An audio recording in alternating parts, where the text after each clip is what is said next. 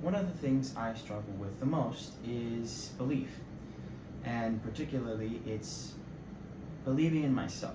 There's a very important reason as to why, that funnily enough, listening to a podcast helped me realize, but I'll get into that later. The thing that surprises me the most is that I didn't used to have this problem when I was a kid. I'm talking 6 to 10 years old. Didn't give a care in the world. Just went out and did whatever I wanted, and I, in myself, knew I could do it because I believed it. Because we all have that sense of childlike belief by those ages, and we just do things because we believe we're on top of the world and we're invincible and we can do absolutely anything. And it's strange to lose that, or to realize that you lose that over time. That as you grow older, things feel more difficult. You get these intrusive thoughts that you can't, that you're not strong enough, that you're not smart enough, that you're not capable enough.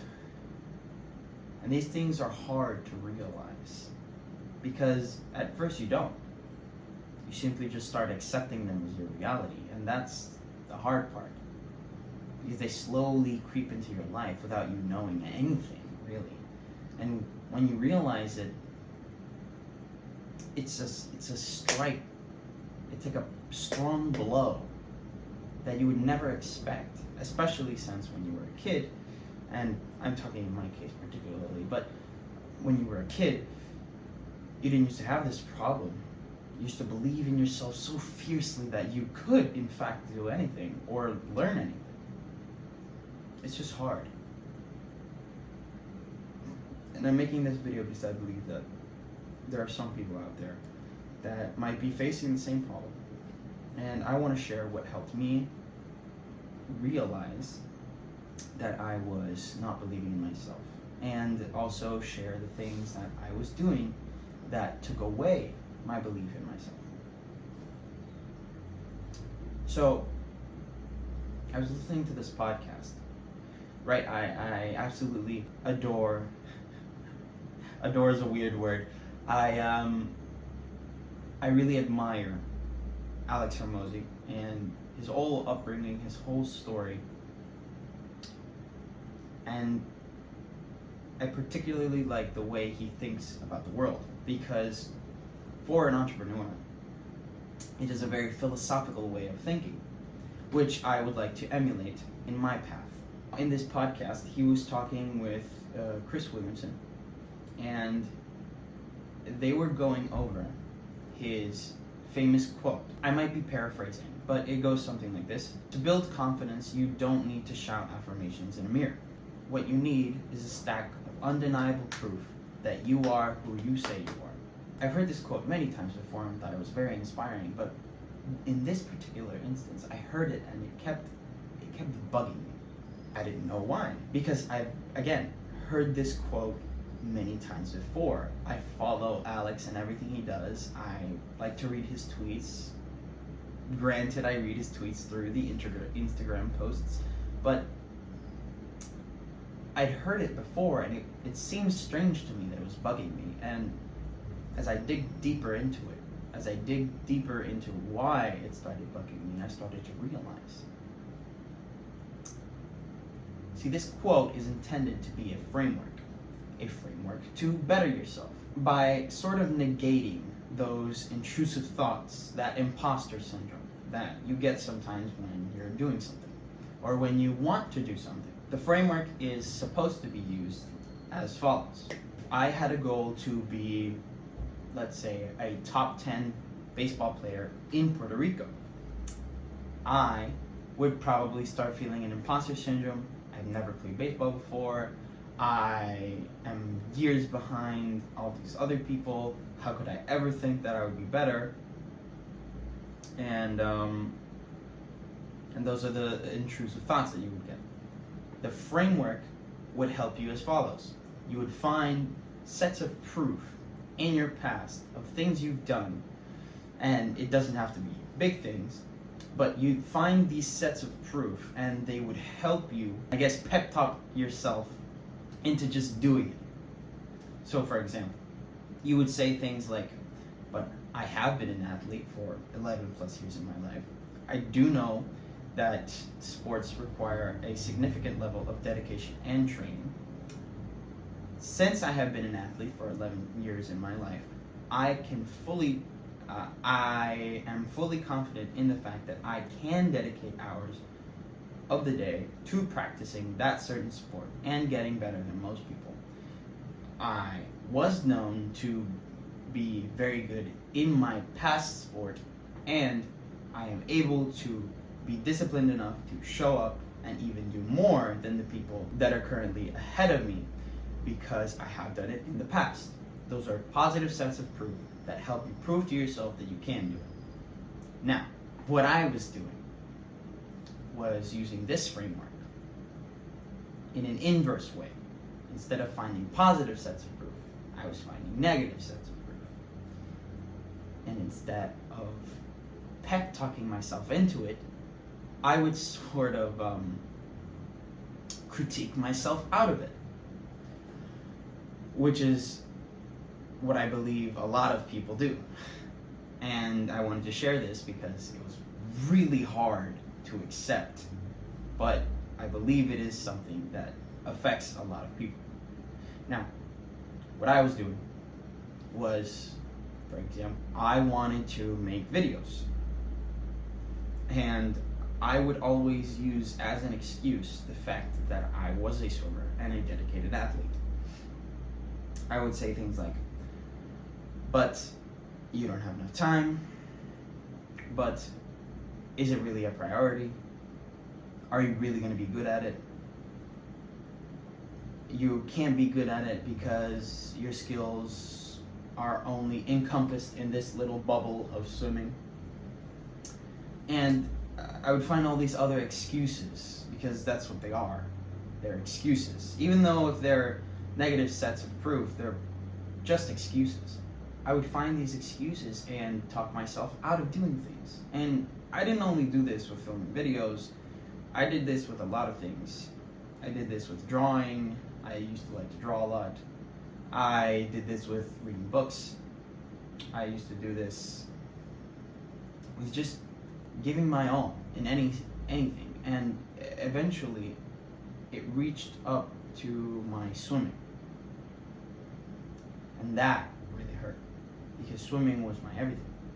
I did give up swimming, but the reasons I gave up swimming are different to the reasons I'm making this video today. So, and I talked about it in another video, so if you want, you can go check it out.